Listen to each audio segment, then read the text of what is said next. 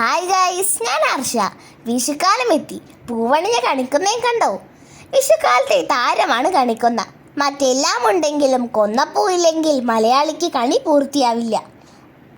കൊന്നയ്ക്ക് ഈ സ്റ്റാറ്റസ് വന്നതിനു പിന്നിൽ രസകരമായൊരു കഥയുണ്ട്. അതിങ്ങനെയാണ്.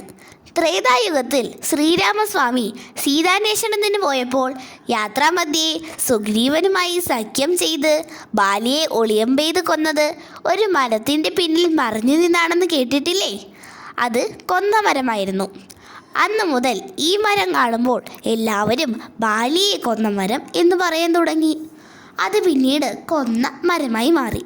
പാവം ആ വൃക്ഷത്തിന് സങ്കടമായി. ഒരു തെറ്റും ചെയ്യാത്ത തനിക്ക് ഇങ്ങനെയൊരു അപവാദം കേൾക്കേണ്ടി വന്നല്ലോ. അത് ശ്രീരാമസ്വാമിയെ തന്നെ സ്മരിച്ചു. ഭഗവാൻ പ്രത്യക്ഷനായി.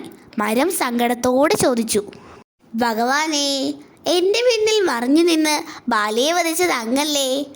എന്നാൽ കൊന്നമരം എന്ന് എന്നെയാണ് എല്ലാവരും വിളിക്കുന്നത്. എനിക്ക് ഈ പഴി താങ്ങുവാൻ വയ്യ. അങ്ങ് തന്നെ ഇതിന് പരിഹാരം കണ്ടെത്തണം. ഭഗവാൻ കൊന്നയെ ആശ്വസിപ്പിച്ചു. തൻ്റെ കൃഷ്ണാവതാര സമയത്ത് കൊന്നയ്ക്ക് ഈ ദുഷ്പേര് മാറ്റിക്കൊടുക്കാമെന്ന് വാക്കു നൽകി. കൊന്ന ഈശ്വരഭക്തിയോടെ കഴിഞ്ഞു.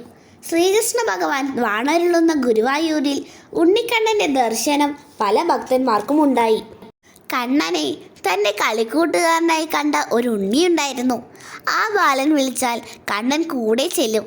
തൊടിയിലും പാടത്തുമെല്ലാം രണ്ടുപേരും കളിക്കും. ആ കുഞ്ഞ് അതിനെപ്പറ്റി പറയുമ്പോൾ ആരും വിശ്വസിച്ചിരുന്നില്ല.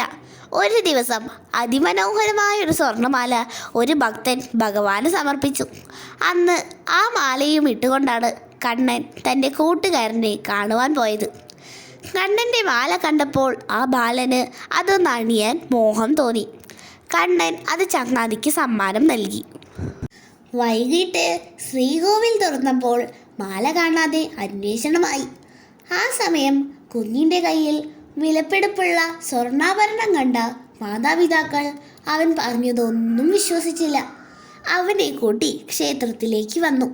അപ്പോഴും ആ ഉണ്ണി ഇത് കണ്ണൻ സമ്മാനിച്ചതാണെന്ന് പറഞ്ഞു.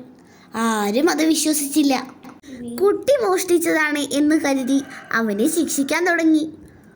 പേടിച്ച കുഞ്ഞ് തൻ്റെ കഴുത്തിൽ നിന്നും മാല ഊരിയെടുത്ത്, കണ്ണാ, നീ എൻ്റെ ചങ്ങാതിയല്ല, ആണെങ്കിൽ എന്നെ ശിക്ഷിക്കരുതെന്നും നിന്റെ സമ്മാനമാണെന്നും ഇവരോട് പറയുമായിരുന്നു. നിന്റെ ചങ്ങാത്തവും ഈ മാലയും എനിക്ക് വേണ്ട എന്ന് ദേഷ്യത്തോടെ ഉറക്കെ പറഞ്ഞുകൊണ്ട് ആ മാല പുറത്തേക്ക് വലിച്ചെറിഞ്ഞു. ആ മാല ചെന്ന് വീണത് അവിടെ നിന്നിരുന്നൊരു കൊന്നമരത്തിലാണ്. അത്ഭുതമെന്ന് പറയട്ടെ, ആ മരം മുഴുവനും സ്വർണ്ണവർണ്ണത്തിലുള്ള മനോഹരമായ പൂക്കളാൽ നിറഞ്ഞു. ആ സമയത്ത് ശ്രീകോവിലിൽ നിന്ന് അശരീരി കേട്ടു, ഇത് എൻ്റെ ഭക്തന് ഞാൻ നൽകിയ നിയോഗമാണ്. ഈ പൂക്കളാൽ അലങ്കരിച്ച് എന്നെ കണി കാണുമ്പോൾ എല്ലാവിധ ഐശ്വര്യവും സമ്പൽ സമൃദ്ധിയും ഉണ്ടാകും. മാത്രമല്ല, ഈ പൂക്കൾ കണി കാണുന്നത് മൂലം ദുഷ്കീർത്തി കേൾക്കേണ്ടി വരില്ല. അന്നു മുതലാണത്രേ കൊന്ന പൂത്തു തുടങ്ങിയത്. അങ്ങനെ കണ്ണൻ്റെ അനുഗ്രഹത്താൽ കണിക്കൊന്ന എല്ലാ മനസ്സുകളിലും പവിത്രമായി സ്ഥാനം പിടിച്ചു. കണിക്കൊന്നയുടെ കഥ എല്ലാവർക്കും ഇഷ്ടമായോ? ചാനലൊന്ന് സബ്സ്ക്രൈബ് ചെയ്തേക്കണേ.